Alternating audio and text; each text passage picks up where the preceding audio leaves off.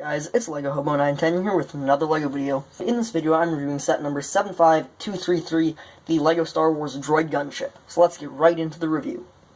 The Droid Gunship, and first off, this is a lot bigger than I thought it would be, as you can see in kind of comparison to my hand size, as well as I'll bring in a minifigure here so you can compare it to minifigures. And on the box, the price per part looks awful for this. It's a $50 set for 386 pieces, 389 pieces, which is kind of awful, but it's really not that bad when you look at the fact that you have these giant pieces here, these fairly large ones here, as well as these fairly large curves. There's a giant plate in the center there, as well as a bunch of fairly other large pieces sprinkled throughout the set in a lot of the innards as well. So the price seems fairly justified for me, as well as the price per, visual stuff as well. It does look like this is a $50 set. This is a lot bigger than I thought it would be, as I've already said. This is really freaking big. It might not look too big on camera, but it's a lot bigger than I originally thought. If we take it in comparison to the box, that way if you think of picking this up, that's how it is in comparison to the box. As you can see, it takes up basically the whole flat space of the box. This is a really large set for $50. It at least feels really large. So now that I've done ranting about how cool and large I think the set is, let's actually look at the features of the set and the design of the set. We're going to start off with the head kind of cockpit section here. This has a lot of guns. It has these two ball-mounted turrets, which each have two guns, and they can rotate around as well as swivel in a full ball motion joint. And these are some large ball joint type pieces that I rarely ever see. They're not a very commonly used piece, but they really work for this set and look very good for it. And then you have the main gun at the bottom, which can only move up and down, though. That's not on a ball joint. I wish they would have attached it on a ball joint, but this does work, as well as it keeps it a bit more stable. And also I like the fact that they didn't just have a pole here, they put this little Technic pin on the end, just adds a little bit of detail. And then there's the face of the Droid Gunship, which has that one sticker there, and then the red plates for eyes. I think they should have gone with transparent red. I think it would have looked a bit better, but they also haven't made that piece in transparent red, and also generally when you make like large plates in trans colors, it really doesn't look that good. And then here's actually the cockpit for the Droid Gunship, which is on a click hinge, and this isn't really accurate to the canon, because this gunship itself is a droid and it's not piloted by a droid, though they do give you that option in case you want to actually pilot it. They fit a lot better if you take the weapon out, but you can fit them in with the weapon. And that's what the cockpit looks like. There is a few exposed Technic beams there, except they're not too bad, and they're kind of way hidden in the back. And then on the top here, we have a lot of stickers. There's these two stickers for kind of those grates along the back, as well as the kind of taillight type things along the back. And then there's the two large stickers, which are kind of annoying to apply, just like those and these ones. Since they're on large curved surfaces, they're kind of annoying to apply. And then I also really like the way the top looks here, using this large grate tile and then attaching all of these. That looks really cool to me. And then we have our little winglets, which can move up and down, though they are intended to generally stay in a more downward position. And they have a gun on each, as well as having stud shooters here, which you actually press from the bottom, which is a bit of an odd placement for a stud shooter, so then you can just shoot those off. And it does come with extra studs to reload those.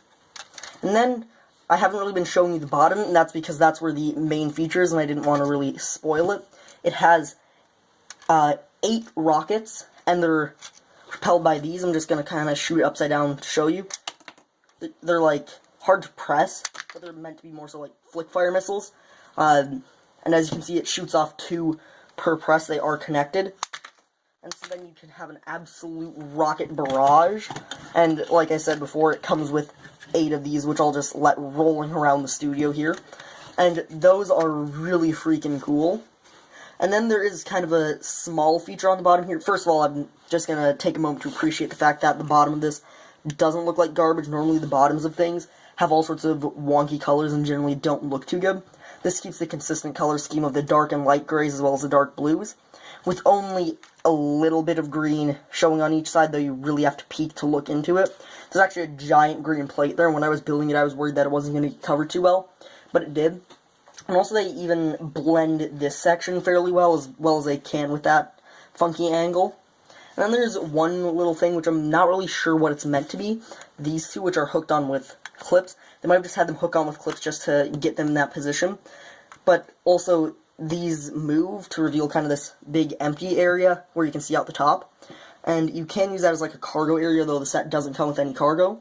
Or the two main ways I see it. The first one, which is kind of boring, is just being landing gear, you know, to help it land more stable, which is probably the more likely one. But the more useful way that you can use them is if you fold them up slightly, you can get droid hands to clip on either of them and then use it as a transport.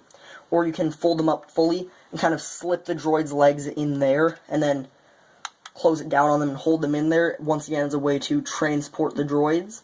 So these really don't have any definite reason to be there, and I haven't, like, doesn't show on the box or anything what they're supposed to be for, though you can use them as landing gear or droid transports. Overall, I really like this set. The rocket pods are really cool. Just having that immense amount of firepower as well as just having some extra stud shooters. Plus, this just looks really big and really cool. It's just a useful thing for your droid army. So now let's go look at the minifigures. Here is the kind of good guy side for the set to combat the droid gunship, as well as the bad guy minifigures, which I will show you in just a second after we look at these two. On the left, we have Yoda, and then on the right, we have Chief Tarful, who is a Wookiee commander. And the Yoda is a fairly standard Yoda. I like the little hood printing on the back there. He, of course, has his green lightsaber, and then the Yoda hood. The printing on the front is fairly simple. It's nothing too unique or crazy, but it resembles Yoda and gets the job done. And obviously, it has his normal green head, which is slightly rubberized on the ears, simply so that way they don't snap off super easily. Then, of course, he has the green lightsaber. Then here's Chief Tarful, who's a much more interesting minifigure and more unique. He uses a kind of fairly standard Wookiee attachment piece, except obviously modified. All of them are slightly different. Chewbacca has his one bandolier and then the two in Solo. This one has a kind of Y-shaped bandolier as well as the belt. The nice shoulder pad armor, which I like to see.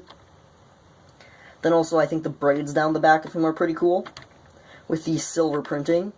His face is pretty generic and looks a lot like Chewbacca's. It does have its obvious slight differences.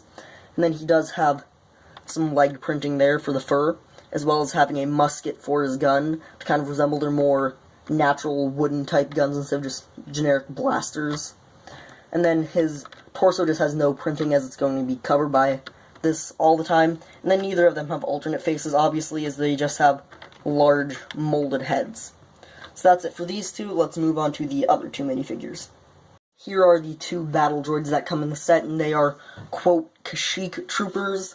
And the reason I say quote is because these really aren't Kashyyyk troopers. If you've watched episode 3, you'll see that these are never seen on Kashyyyk. And the main place that you would see battle droids similar to this is if you've watched the Clone Wars. You can see these driving AATs a lot.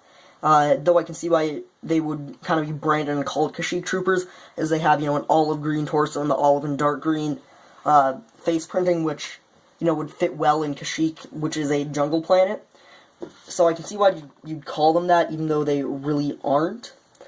Nonetheless, they are really cool battle droids, though, and they could have just thrown in a couple normal battle droids, but they went to the extra effort of making these look extra cool by just, you know, having them be unique.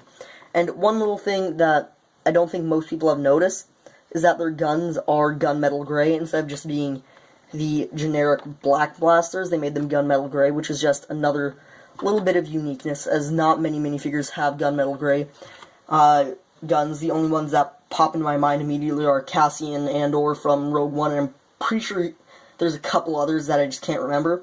But it's just really cool that they have that bit of uniqueness by having the gunmetal gray blasters, as well as the fact that they have the unique face printing and torso molds. Other than that, their arms and legs are the same, and everything's molded the same, just with different colors and or prints. So that's all for these minifigures. Overall, I really like this set. The droid gunship is really big and cool, as well as having the awesome rocket pods for, you know, the extra kind of playability, as well as just decimation makes this feel like a huge beast by having all that firepower. Then the minifigure selection is really good as well. Yoda being kind of my least favorite of the minifigures simply because he's not that unique, uncommon, and or crazy. But he's a good addition anyway, as this, you know, is a Kashyyyk-based set, and Yoda was on Kashyyyk. And then Chief Tarful is a good choice, as he's not a common minifigure, and I believe this is an updated version. I never got the last version, so it's always good to get him. And then the Kashyyyk battle droids are really cool and unique, and probably one of my favorite aspects of this set. Overall, I really like this set, and it's a great addition to your droid army. And if you're into the Clone Wars / prequel era at all, I would highly recommend this set. That's all from me, though, for now. And bye.